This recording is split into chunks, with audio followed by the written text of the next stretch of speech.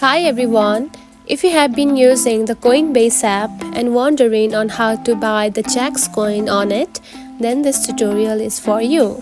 In today's video, I'm going to show you how to buy Zacks coin on the Coinbase app. So let's get started.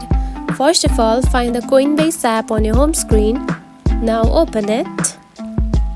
After opening the app, you'll see something like this on your home page. Now tap onto the search bar and type Zacks Coin and search for it. Now here's the thing, if the Zacks coin is available on the Coinbase, it will be shown just right after searching for it, and if it is not available, it will show something like this. You can only buy the Zacks coin on the Coinbase app if it is available. You can tap onto the buy button and add the payment method and you can buy it. And that's it. This is how you can buy the Zacks coin on the Coinbase app. If you found this video helpful, don't forget to like and subscribe for more tips. Thanks for watching.